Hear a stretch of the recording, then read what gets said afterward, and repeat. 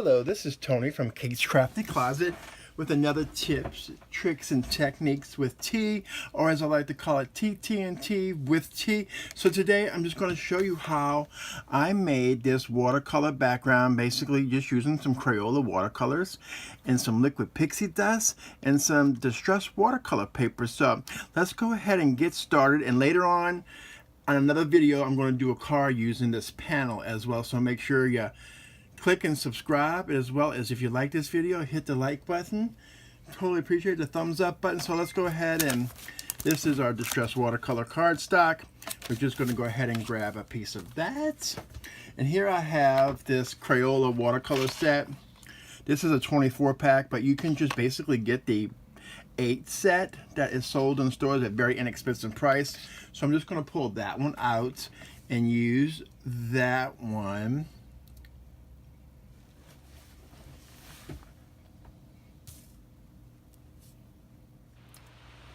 So we're just going to take a water bottle that I have here on the side, and I'm just going to go kind of ahead and just go ahead and squirt some water in the wells, because we're doing a rainbow order, and we'll do that.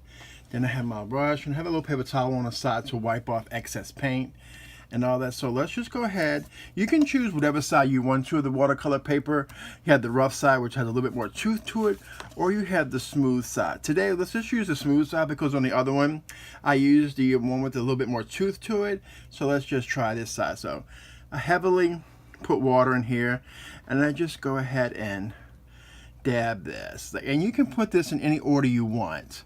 Let's do something a little different than the other one, where I went straight across. Let's just kind of do this on a circular, like almost like a ray looking. And you can go back after this and add more color to intensify it if you want to, and it's completely up to you the result that you want. So for the sake of today's video, I'm just going to do one coat. But like I said, you can use any color combination as you want. Today I'm just choosing to use the rainbow, just because I like rainbows. As through each one, I definitely go back and clean the brush. If you need to add more water, grab a little squirt bottle of water. I always keep that handy on my desk for many reasons. Clean up and all that stuff. It's just a water bottle I got at the Dollar Tree. But you can get them anywhere. But like I said, the way you do the line of colors is totally 100% completely up to you. Whatever you kind of want to do. I'm going to make this a card. Like I said, I'm going to do another video using the backgrounds that we're making. I'm going to do that with a lot of cards, like a lot. So I'm going to show you how I made the backgrounds, and then I'm going to go back and actually make a card or a project with it. Because like I said, you can use this for cards, you can use this in journals, if you are like a traveler's notebook, if you make like wrap journals or anything like that. And if you have stuff that if it runs off, it's okay. I'm totally okay with the fact that a little bit more of an organic look anyway. So my last color is the purple. It's pretty intense, except the red, I probably would go back and put a little bit more in the red. And since we have a little bit of time and making this video, let's just go ahead and grab some more of that red and dab it on there. I like to add a lot of color because it will dry back some as you do that. And I do use my heat tool. So for today, this is just the Ranger heat tool. This is actually great for these types of mediums to dry, because it's intense heat, but it's not like a heat embossing tool where it pushes out a lot of hot air and it can move your colors around. But this works out really well. I love this little tool because it really gets super hot, but you can use whatever you have on hand.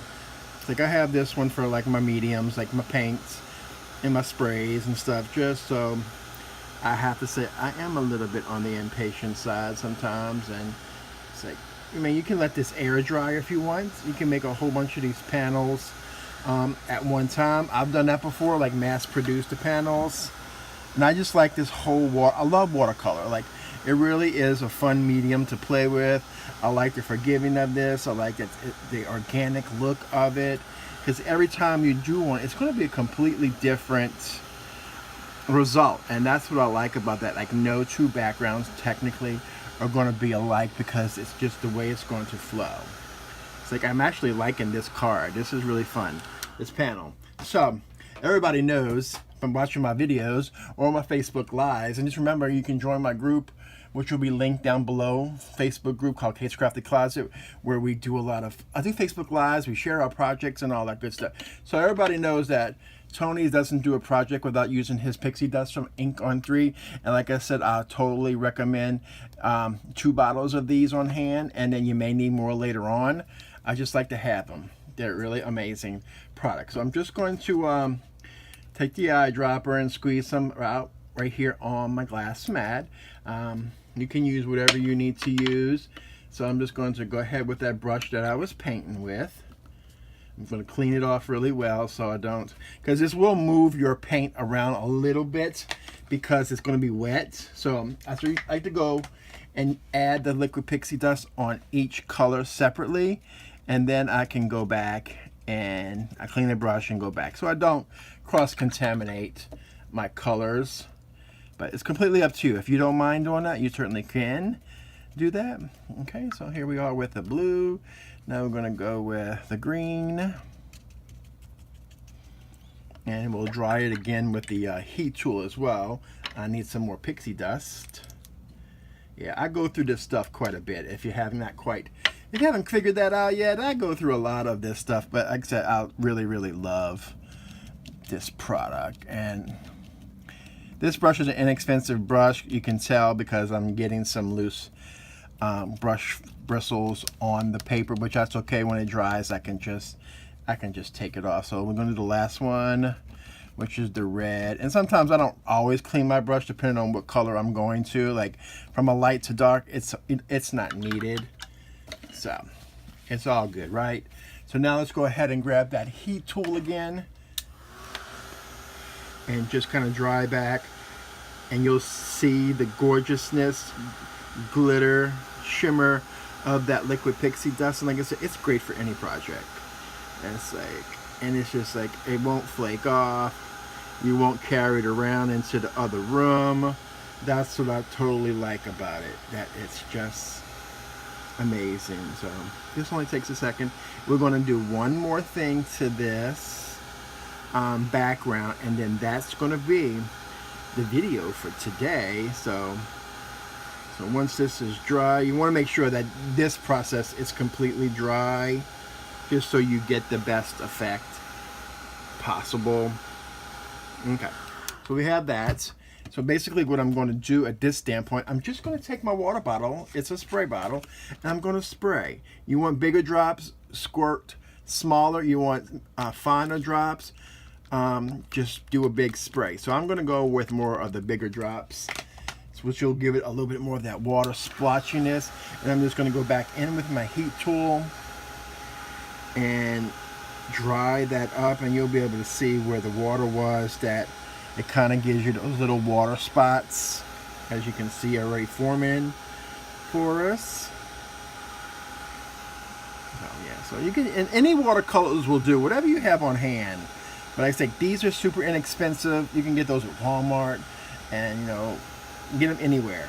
So I like to use them. The Crayola ones, honestly, are pretty vibrant colors. Just like they really are pretty vibrant. So I really actually love using these more times than not. So that is the second panel. I'm actually loving that panel. I really am, because, and here is the first one that I did. This one says on the smoother side of the watercolor paper. So you get a different effect, as opposed to the one over here that's on the textured side, which has a little bit more tooth to it. But either way, what you use is completely a personal choice and completely up to you. So thank you for joining me today and using this. Remember, hit that subscribe button and hit that notification bell. Anytime I upload a video, you will be able to see that. So thank y'all, and y'all have a crafty day, y'all.